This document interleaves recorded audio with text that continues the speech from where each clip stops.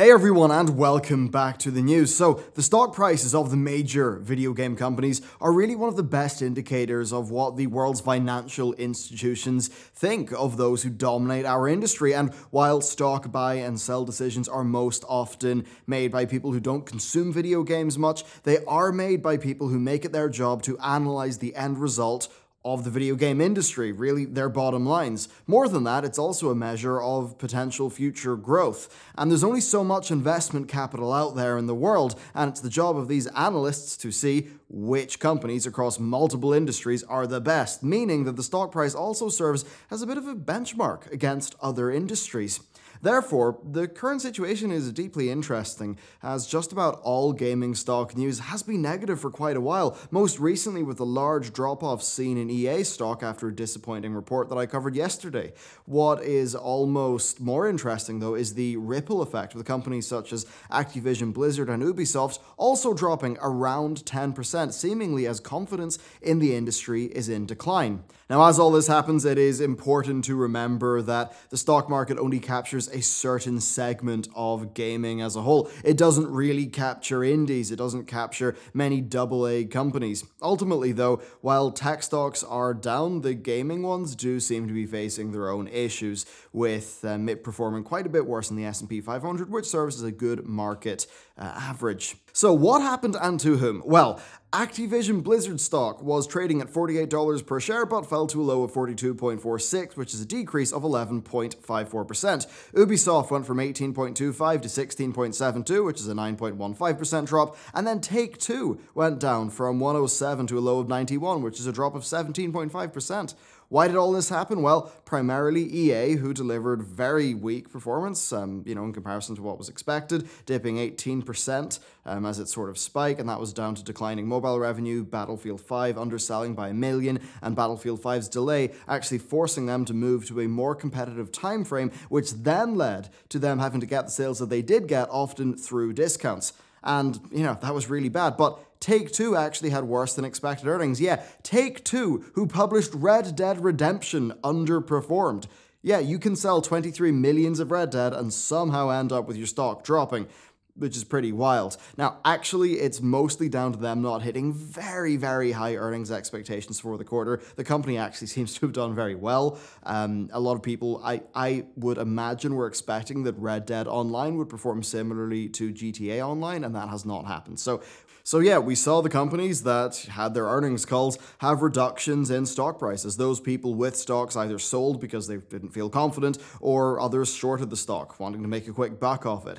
Now, why would Activision Blizzard and Ubisoft experience declines, though? They haven't had their earnings calls yet. Ubisoft's one is on the 14th of February, while the Activision Blizzard one is on the 12th. So why would that happen? Well, it's just general bad news for the gaming industry. That's really what it seems to be, essentially a knock-on effect. So if this has already happened twice and we have a few more big calls coming up, are they going to have good news? Well, at least for Activision Blizzard, it seems very unlikely based on what we currently know. They lost Destiny and Bungie. We know that Forsaken was underperforming, so their revenue from, their agreement with that franchise, there's got to be some residuals there, right? That's obviously not going to be doing that well, and I doubt the loss of Bungie is going to be a good thing in the eyes of investors based on the stock drop when that was announced. On the Blizzard front, well, it's not going to include the release period of Battle for Azeroth. It's the fourth quarter of the calendar year 2018, and most Battle for Azeroth content, stuff was on the third quarter of that year, with the Dreadwake mount incentive being a good revenue source, but since it was 6-month subscriptions, it might somewhat pull potential revenue out of the fourth quarter. Then, as for the fourth quarter, well, yeah, you've got the Vulpine Familiar mount, you've got the See You Later bundle. Those things could bump up our earnings a little bit. It's kind of hard to tell, though, especially since it doesn't seem like the game was performing massively well as we closed off 2018. What about the rest of their lineup? Well, Heroes of the Storm, it's not doing well, of course, given all the news there. I don't have an ear to on the ground with Hearthstone, but judging by community sentiment and the lack of, any interesting new content, and the slashing of its box price, I cannot imagine that Overwatch is doing fantastically either. As for StarCraft 2, well, I think it'll truck on. It seems to be, popular with its small audience who are very dedicated to it and probably will continue to buy their war chests, making it probably a decent little learner, but not really something that's going to have a huge impact on the company's stock price. Then Diablo 4 is obviously a while off. The next WoW expansion will be a year and a half away. There is nothing big, new announced for Overwatch or any other title. Well, with all this, Blizzard are not going to have a strong short term. They may be good long, but short term, I really don't see that happening at all. As for the Activision wing of Activision Blizzard, well, they've got Sekiro, they've got Call of Duty, and Crash Team Racing? Black Ops 4 is doing well, but with the loss of Destiny 2, it's hard to think that the market's going to see them as being in a good position, especially because of Apex. Because Apex pretty much is better than Blackout, and it's free. Now, Blackout was super successful, but it is a part of a full purchase. Now, they did have a free period recently, and I think that could be foreshadowing a standalone free-to-play release, which absolutely would be a good thing, but still, Apex has came out really strong, and I can see investors placing their bets on it over Blackout. So honestly, I expect a bit of a clobbering for Activision Blizzard, and I think the knock-on effect could be pretty damaging considering what the knock-on effect of EA's poor results had on the rest of the industry. So really it is rough for that major segment of gaming, and this is all on top of very, very rough months. Yeah, tech stocks have been down, but video games do seem to be particularly hardly hit with EA and Activision Blizzard just having constant strings of negative news. We may end up with 6 months of solid decline, and with the next quarter not looking fantastic for EA, who have cut their forecasts for that quarter, it's challenging, although it is worth noting that Take-Two actually did increase their guidance for the next quarter. So what are we to take away from all of this? Well, it was clearly a very challenging year for the mainstays of this industry. Competition was massive, and the traditional companies seem to have lost out. Now, if they lost, then who won? Well, it definitely seems like Battle Royales continue to do very well. After all, we even saw Netflix say that Fortnite is more competition than HBO, because at the end of the day, it's competing for people's time. We've seen indies, I think, continue to perform quite well, so, with the likes of Fortnite and then some massive hits like Red Dead, it just seems like the level of competition damaged those who were even just a little bit less competitive. Destiny 2 failed to regain the audience that it lost, even though Forsaken was pretty good, but of course it had that buy-in price. Battlefield 5 had a messy marketing push. It launched with fewer core features and less maps than ever. It had a lot of bugs, and in many ways it just didn't really have a super strong USP. As for Blops 4, well, it seems to have been the one that did well. It focused on core features, the multiplayer suite, including the Blackout Battle Royale, and through that it did manage to find great success, but past that there's not much in the way of big wins. It seems that having the competition be so clustered around that time of year is a pretty large risk factor to the industry, though of course that sales window exists for cultural reasons, and it's not like the industry is really going to be realistically able to spread that out too much more. So overall of this, I would say that I think the incumbents have been slow to get on major trends. They've been slow to, I think, run their games in a way that is well aligned with customers. They're not agile at all. Just look at how Blizzard have managed to squander the opportunity that they've had with Overwatch.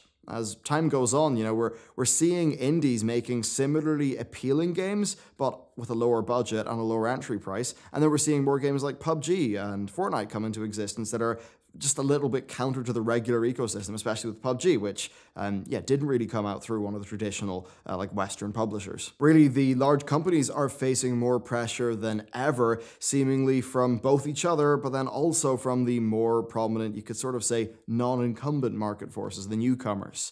Ultimately, this is really a lot of the function that the market fulfills. They're a little obtuse, the market and how all that is, but the function that it sets is one of pricing. A lot of people spend a lot of time sitting around analyzing things, not creating stuff, and that makes a lot of people think that it adds no value. Well, the goal of the market is to price companies and determine how much they're actually worth. Now, yes, the market is susceptible to runaway speculation, even to manipulation sometimes, but fundamentally it does serve a useful function. By creating an incentive scheme where groups can win by correctly estimating value, we create an economic machine that creates the valuation machine that actually provides the societal benefit of valuing companies and actually putting a number on what they're worth. Now, sure, it seems disconnected, but if a company does badly, it gets the slap. If it does well, it gets rewarded.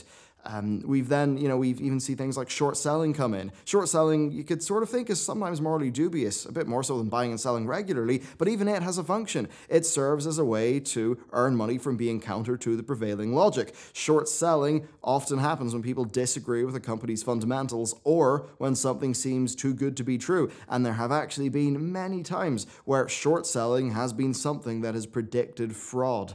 So yeah, the markets aren't perfect, but in seeing these stocks dip, it places the pressures, it's the way the system's set up. It's supposed to put pressures on these companies to improve. Of course, the metric is, both profit, but also expected growth. And in this case, they're not always aligned with players. I mean, Witcher 3 is an example of something being super profitable for all the right reasons. But at worst, though, well, it comes through things like WoW store mounts, like loot boxes, like the bizarre death of release dates has happened recently. Basically, things where more money's being earned, but it's not through the creation of direct value for consumers. Instead, it's kind of creating an artificial problem and then selling you the solution to that problem. Now, if this tactic begins to stop working, then we could maybe see these companies change. And I would not be surprised if that was to happen. Years ago, when people paid, for a full, some full premium games plus League of Legends, I'm sure that buying a skin was fine. But nowadays, almost every game you play wants you to buy skins. And I think that just makes premium skins just feel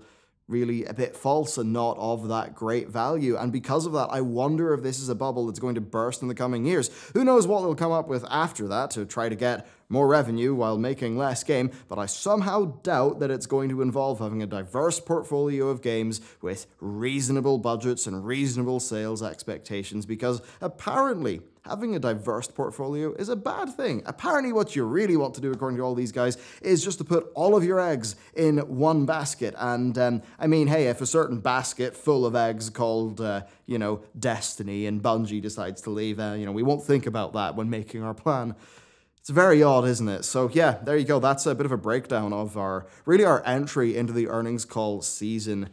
It's rough so far for the games industry, but at the end of the day, if you don't like how all these companies are doing, and then, you see the market punish them for that, ultimately that is a good thing. That is the market exerting the forces on those companies that we want it to. The thing is, though, of course, what direction will they go in because of that? Hard to know. Obviously, the Witcher 3 route is the good one. Make an awesome game, get a bunch of money, everyone's happy. Doubt that'll happen. Anyway, that's my thoughts. Let me know what you think down below. Thank you very much for watching. I'll see you next time.